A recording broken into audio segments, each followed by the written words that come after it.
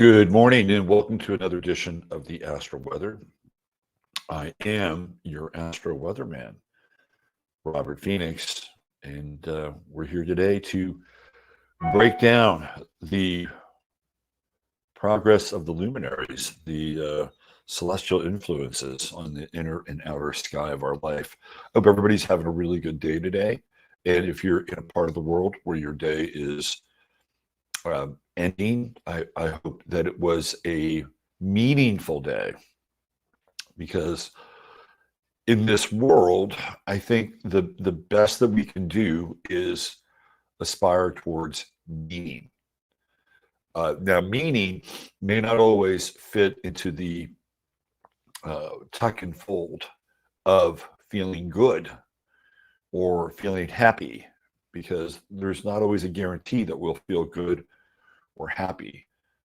Sometimes it might. Sometimes the meaning might uncover a part of your life where you're grateful or you're feeling blessed as a result.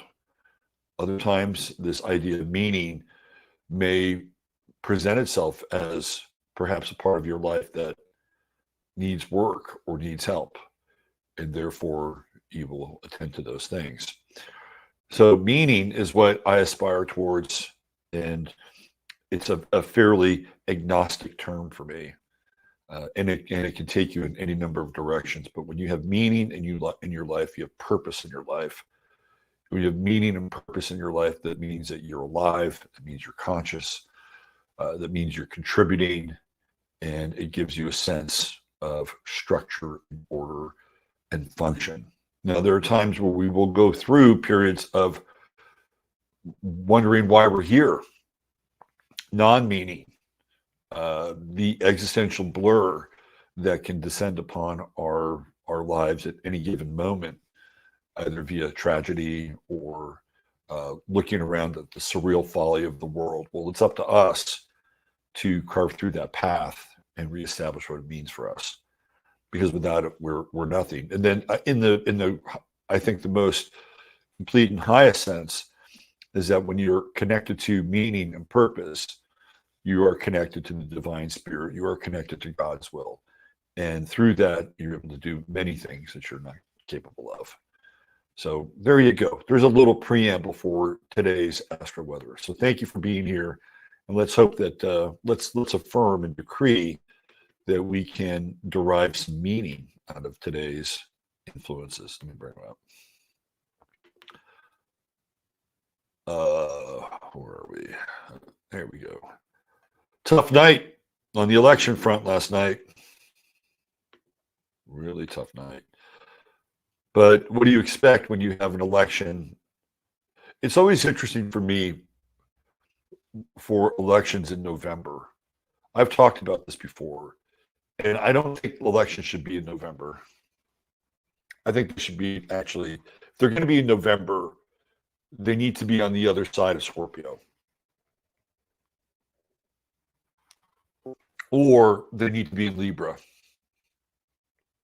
And the reason why, I don't want to get too bogged down, is because in Scorpio, there seems to be a lot of underhanded techniques, a lot of underhanded machinations when it comes to the whole electoral process. It all happens in the dark, right? It all happens in the dark of a booth or a room. Sometimes that room is closed for a given period of time, and then the underhanded nature of the process begins to assert itself. And in Scorpio, it's a grab for power. And I always felt like if we had elections in Sagittarius, that they would be more truthful. In Libra, perhaps even more balanced. But last night, the right to choose and the right to life was on the docket, and states chose accordingly. And of course, it happened during Scorpio. And we've talked about this whole idea of life and death, right? The beginning of life, the conception of life, which is scorpionic in nature. It comes out of the 8th house. This is where theoretical biological humans are conceived of right here, the 8th house. And then even though the first breath is taken with the ascendant, the body doesn't fully become conscious until it moves into Taurus. And Taurus is the form. Taurus is the body. So, of course, we're dealing with those same themes on an election night, Scorpio, Taurus. And, of course, we have the Pluto action going on, right? Or actually Sun Mars, which is catching up. Pluto right now is still in a pretty nice position. It's still operating in this grand trine. And we talked about the moon in Virgo yesterday, and Libra has moved into Venus has moved into Libra, which we'll talk about today. The moon in Virgo is coming into this balsamic position. So the effects of the moon are theoretically weaker. And even though the moon in Virgo is very, very critical, it feels like it's giving way. And even to some degree, Venus is giving way to Neptune. And yeah, it's interesting. If you just look, because the moon is motherhood.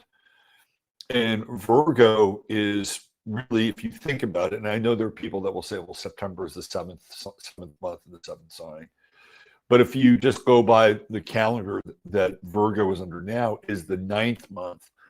And it takes 9 months to gestate a life form, right? So that's a very interesting look at the astrology of yesterday. And we have the moon in Virgo, which is that 9th month gestation period. And we have Neptune on the other side. And there's this retrograde motion with Neptune. And I guess if we wanted to, I totally forgot that we had this election yesterday. I mean, ever since 2020, before 2020, I was not somebody that voted. I mean, I voted on local issues here in Texas that I felt were important, like the fluoride issue that we worked really, really hard in the hill country to remove fluoride from our water supply. And it was a real eye-opener on how local politics work. But I never really voted in a big general election until November of 2020, only because I don't trust elections. I've never trusted elections. And I know this probably sounds like a sacrilege, but I never felt like my vote really mattered. And it's like, well, if you don't vote for somebody, you don't have a vote, then you don't have a say. I just think that's bullshit. That's total bullshit. And I remember clearly there were times when I tried to make my vote count. This is 2008. Ron Paul was running for president. And I thought, man, this is our best chance. But he was running up against the Leviathan, was known as Obama. And even if I had voted, and who was I going to vote for? John fucking McCain? Are you fucking kidding me? Right? So my vote was rendered inert even before the whole thing started. Now, if Ron Paul had somehow magically made the Republican nomination, I would have gotten off my ass and probably voted. But there are very few candidates that I believe in. So when I see something like last night that happened, I don't really have the same skin in the game that I did for one stretch in 2020 for the most part. And Neptune is retrograde here. So it's all about reversing something. And we can see how, if we wanted to look at this idea of birth in full term, 9 months, and you have Neptune retrograding, that clearly on a state level, it could be reversed. We could make a case for that. And we have Venus in Libra today, and a lot of people are going to be bemoaning the fact that this has happened, and that there are people gathered in certain states like Ohio that are celebrating, clapping their hands and pumping their fists in the air so that they have the right to take a life. And no matter where you chime in on that situation, right, you have to ask yourself, would those same people be as exuberant when it came to one person steadfastly saying no to the pressure and the mandates that would be demanded upon them to not remove something from their body, but put something in their body that they themselves did not want to do? it is the great paradox and the great revealer of hypocrisy when people say my body, my choice. And when it comes to that issue, all of a sudden it's your body, our choice. Right. So to me, you're going to have a lot of there's going to be a lot of blowback today, but it doesn't really matter. Well, it does to some extent. Right. It does to some extent because Venus and Libra is now all of a sudden trying to find some balance. Like, how do we balance this out? And even the opposition with Neptune. And I was on Twitter last night, and there were a lot of quote unquote conservatives, Republicans, people of faith. Didn't matter if they were Christians or Catholics. They were like just putting their hands in their heads.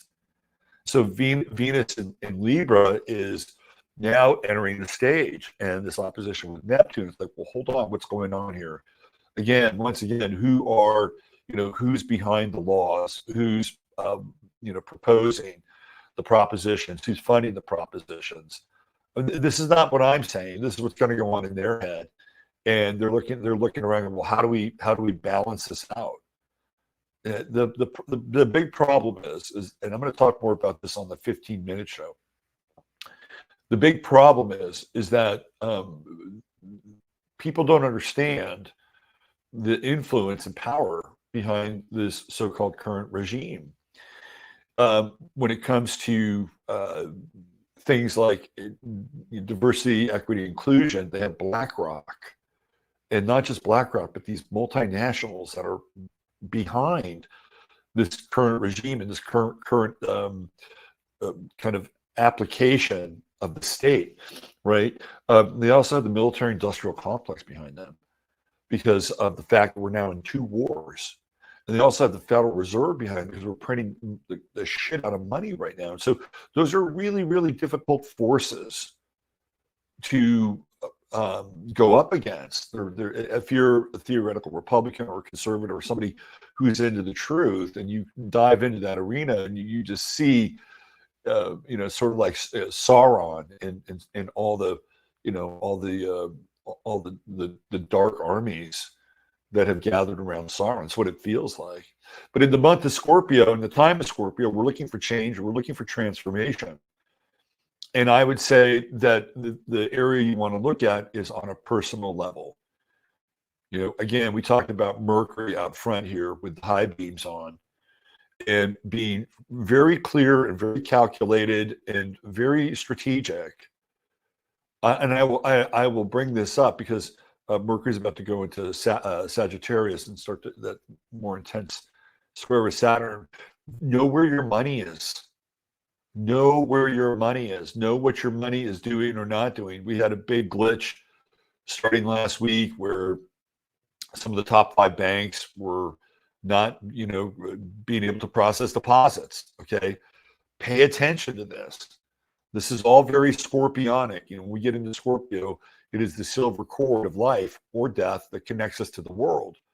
And so the idea here that we are engaged in some level of instinctual survival and awareness is real. And you need to pay attention to it. This is midterm. This is short term. Midterm. The challenge is you don't want to get paranoid. That's you can't be paranoid, but people do have to live with the whole idea of Scorpio is that everything is on the table. Everything is on the table. And the challenge is to transmute what's on the table so that it becomes an asset that's workable in your life versus something that is like bags of cement around your feet. So you have to be really strategic here. And it's a very important, we're in a very important period. We're in the dark season. It lightens up a little bit in Sagittarius. We get the expanded light of the second sun, rationality, reason, supreme logic, the higher mind will kick in during the month of late November, in December. We're literally going through the dark right now. We're feeling our way through, and Mercury's coming closer into this square with Saturn, and people they're not pleased. They're not pleased with, how the quote unquote state is administrating our affairs. It's really, to me, it's really fascinating to think about all the money that's being sent to these countries that are doing war. And again, we talked about this before. With Russia and Putin, they had such a big buildup. They had an animosity campaign goes all the way back to like what 2014. I mean, they've been working on Russia for the last decade.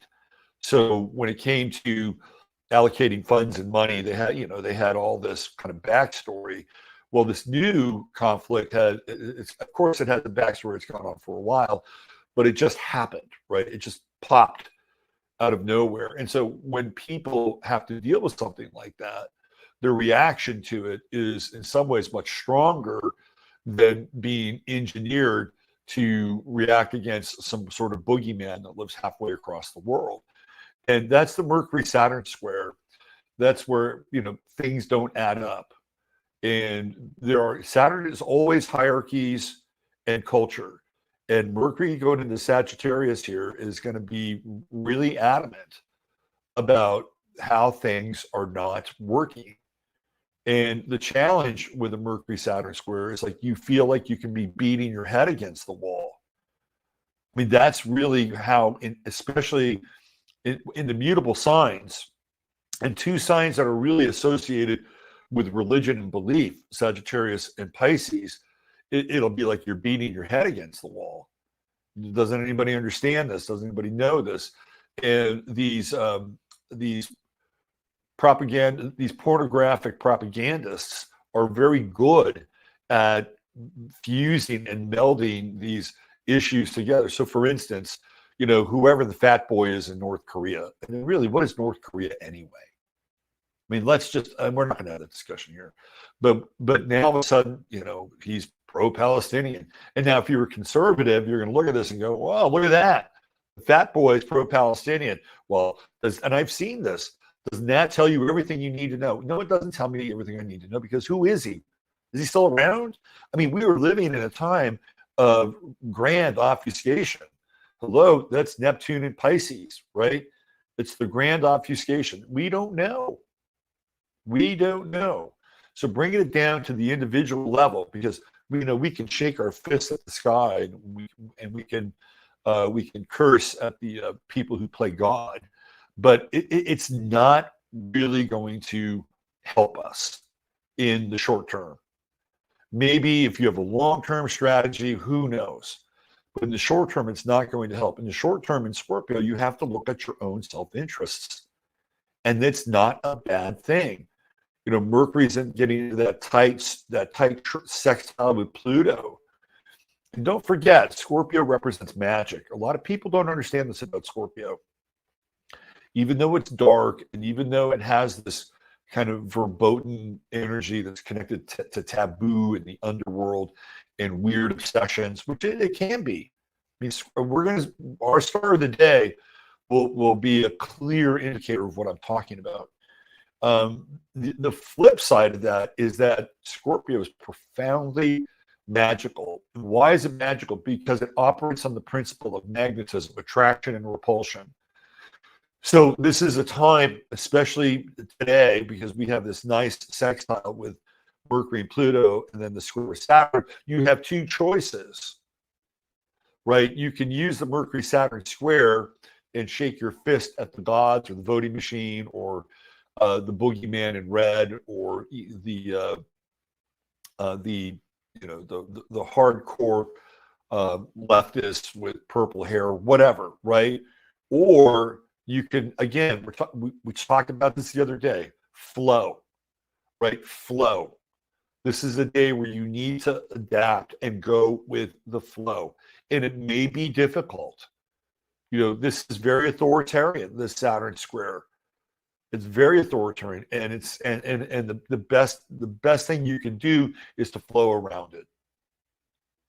You got to just flow around. When you flow around it, you will find the pieces and the strategy that you need in your own personal life. Your own personal life, you can find it. So this is critical, right? This Mercury here is critical, and when it goes into Sagittarius, we'll still have a sextile with Mercury that is moving apart from the harmonic relationship with Pluto. It'll still be there, but it'll be very interesting because it will be equal parts struggle and equal parts no to, okay, don't get caught up. Don't get caught up bickering in the public space. Put on your coal miner's hat, turn on the light, and figure out how to flow into opportunities that are going to be more advantageous for you. For you, because we're dealing with Scorpio as a sign that represents personal placement. Right? Wherever the sun is, we'll look at that as personal placement. So when it moves into Sagittarius, we'll start to have those discussions around the Sagittarian aspect of who you are, or where Sagittarius shows up in your chart. The energy, by and large, is pretty good, except for these oppositions and this square, and then the Saturn square with Uranus. Now, Uranus, this is going to go on for a while because Saturn moves pretty slowly. Once it gets up to about 2 to 3 degrees, this square won't be as powerful, won't even be existent. But when it is, again, it's difficult because we're dealing with, and Mercury is not in this opposition, so it's not like we have a T-square that we've got going on here. But Saturn is playing the role, and again, Pisces tends to be religious, and I'm not here, to chime in. Look, for me personally, I think every human has the right to be born. That's my opinion. Every human has a right to be born. And I went through an experience in my 30s where I was on the wrong end of that story, and it haunted me for quite a while. So I have a personal experience around it that really changed my perception on this idea of being a biological entity or being a spirit or soul and coming into this world. But again, we can see the rebellion. We can see this rebellious part, and it's going to be interesting. Where is the religious moral authority? And it'll be interesting to see what comes up as a result. Who will speak out? Who won't speak out? Yeah, it'll be very interesting. Just in that space alone. I would say by and large, the energy is still good. Try to find the flow. The rhythm of the day, the rhythm of your life, in my estimation, is based on flow. And astrology is a science and practice of flow. Of course, you're going to run into squares. Of course, you're going to run into opposition to your plans. Of course, energies will stack themselves upon you so that it can be very difficult to sort things out. But it's an art and science of flow. And today, just like yesterday, this idea of finding the flow and going with the flow versus going against the flow is in your best interest.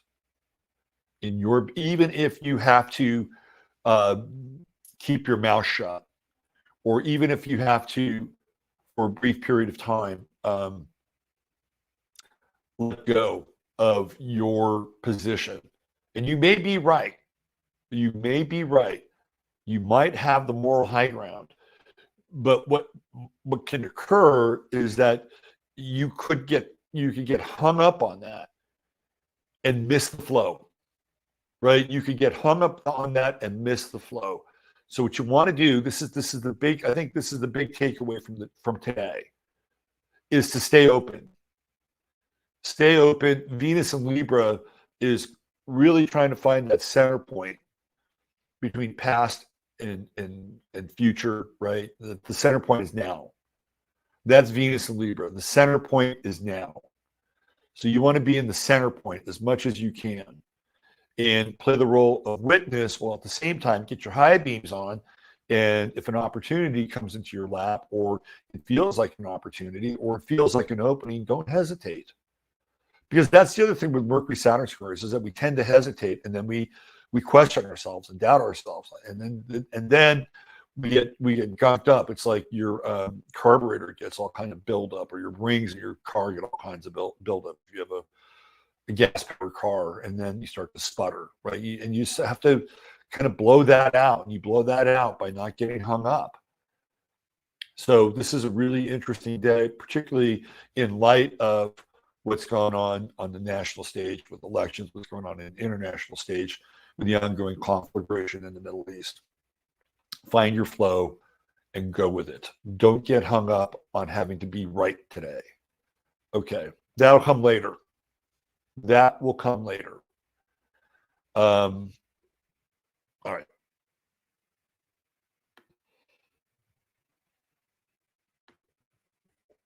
It's really weird. All of a sudden, I can't see the top of everything now.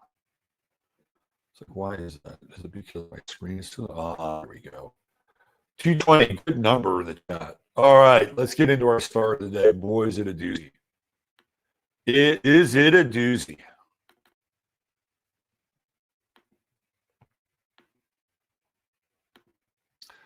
I'm sure Chris is going to love me for this. This is your True Hemp Science star of the day. It's Lynndie, England. I'm sure by looking at her, you might remember Lynndie. Very strange chapter in a dark, dark, dark chapter in American history. So before I deconstruct her chart, just let me use this opportunity. Let me throw the banner up there. That's always a good thing to do. I love my banner. I love my banner, my ticker. There it is. All you got to do is go to True Hemp Science, truehempscience.com, spend $100, and type in 15MINS, 15MINS, and you will get a free goodie bag. A free goodie bag. Goody, with all kinds of interesting little CBD products. It's like going to somebody's house for Halloween, and they leave the candy out. So that's all you got to do. Spend $100 or more, type in 15MINS, and guess what? You'll get that free goodie bag. $150 more gets you free shipping, and there's always a 30-day money-back guarantee on their products. So go to truehempscience.com, check out the gummies, the sleep gummies, the moon dust gummies, and all the varieties of CBD, whether it's alcohol-based, water-soluble, or spagyrics. You'll have all of your CBD needs met there. Make an appointment with Chris. He'll talk to you about whatever you need. And it is a hands-on white label service if there ever was one. All right. Let me get rid of my banner.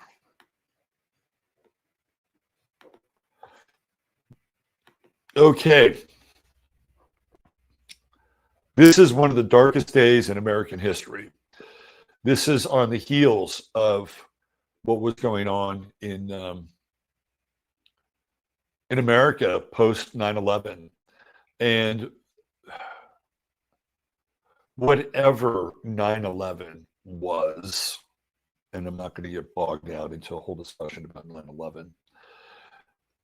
The outcome of the disaster and the tragedy was that there was a tremendous amount of goodwill that had been transferred to the country. And that for maybe the first time in a very long time, foreign countries looked upon the United States with a sense of compassion and a sense of, in some ways, maybe empathy and camaraderie. You know, it was that event that had the potential to wipe away all the nasty shit we've been doing throughout the 90s, whether it was the Iran-Contra stuff, or whether it was, our excursions into Kosovo and the Balkans, or even early on with Iraq 1.0. It was like that event had the ability to erase all that and bring a sense of goodwill towards the Americans, that we were vulnerable, right? And the world sort of embraced the vulnerability. And of course, we had, a shit for brains president who squandered all that because of his advisors. Anyway, I don't want to get too in the weeds here with that, but this is the prison in Abu Ghraib in Iraq.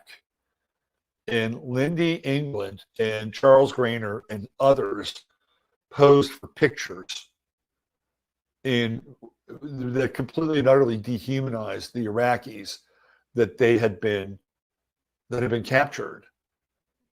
Lynndie England was featured in most of the pictures, and she had Iraqis on leashes like dogs. There's another picture where there's an Iraqi who's in kind of a crucifixion pose with a black hood over his head, and he has electrodes attached to his genitalia, and they're shocking him.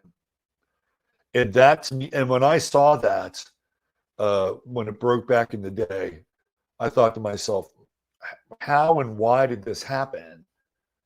You know, to me, it was this op that was there to create a sense of demoralization and completely shatter any kind of goodwill, even though when you're having a war with another country that didn't even commit the so-called atrocities. It's all based on fake evidence. Don't get me started. When that happened, my heart was cracked when I saw those pictures, because I knew at that moment that the rest of the world would not only go back to perceiving the United States as to what it was before, but there weren't any real pictures that depicted those things. Like it was very hard to find pictures of the atrocities or you know, the military industrial complex's hand in Kosovo. You didn't really see that stuff, and you saw this, right? And she's the perpetrator, the main perpetrator, and her chart is really fucked up, really fucked up. Look at all the Scorpio in her sixth house. She's got Mercury, Sun, Venus, Jupiter, right? Pallas, all in her sixth house. So the sixth house is what we do every day.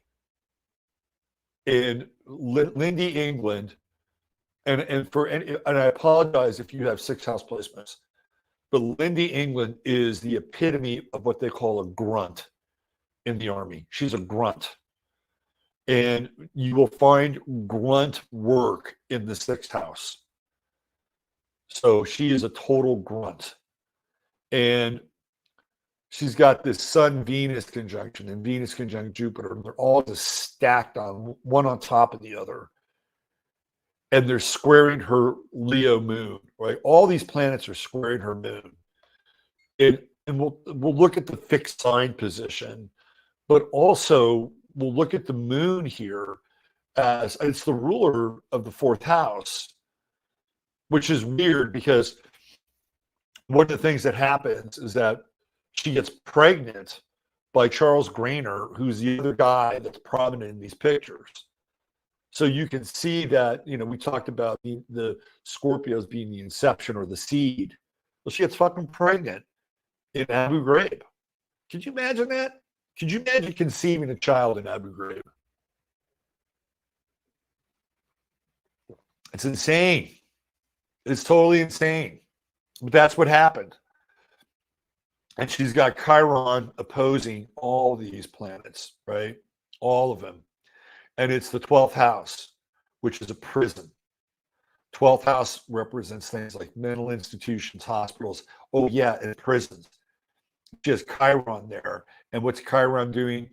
It's conjuncting Algol. And what's the famous image? The image of the guy on a leash. Of course, the leash goes around the neck. Right? This is her chart being lived out, and she has this yod going on with Chiron. Right? So we have Neptune over here as part of the yod, and then we have Saturn, Pluto, which is part of the yod. And Saturn, Pluto is really strong in her chart. Very, very strong. And Lynndie England, to this day, has never uttered one apologia. She was told, and I do believe this, and one of the things about her, when you look at this chart, right, you would think that, well, Mercury and Scorpio, well, she's, you know, she can be bright. Well, not necessarily. I mean, I do like Mercury and Scorpio, but again, it's on top of the sun, it's on top of Venus, and And then here's Jupiter, and it's just squaring the moon. And the moon is emotional, right? And the moon in Leo, she wanted to be a fucking star, right? She wanted to stand out. This is the moon. She's got Mars in Capricorn, which is, it's hardly doing anything in her chart. What's it do? It's sextile with Mercury. And, and so she's carrying out orders. That's what she's doing. She's carrying out orders. And to this day, she said, this is what they wanted us to do, and I did it. That is like so fucking fixed in sixth house. It's not even funny. Apparently, she suffered from asphyxiation at birth. And her high school counselor, who had a record of her, showed up at her trial. And look at Chiron in Taurus, conjunct Algol, again, asphyxiation. She had an inability to breathe, which damaged her cognitive and functional abilities and put her behind people. And what was really weird is that she'd been married, and I think she had a kid at 18. So when she got impregnated in Abu Ghraib, it wasn't her first kid. And I thought to myself, okay, if you look at the chart and, her birth time, she's born in 1982. So she's working at a store as a clerk, I think at the age of 19, and she's pregnant. And the whole Abu Ghraib thing happens, in 2003? So she's there. She goes from being a mother and a store clerk to being in the army and being in Abu Ghraib within the span of a year and a half. Like, what the fuck? Right? Like, it's bizarre. It's really bizarre.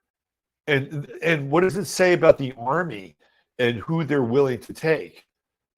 Like, there's no way that this woman, with her track record and history, which is on the record with her high school counselor, should have even been let anywhere near an army uniform. Now, there is a time where I thought that this thing was completely staged, and staged for the ability to do exactly what it did to Americans like me, to demoralize me, to say this is what we're doing abroad.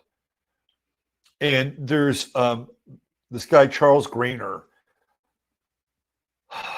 and he looks. There are pictures of him where he looks a lot like this guy Terry Anderson, who's this photographer and photographs all these really weird people or celebrities in really weird poses.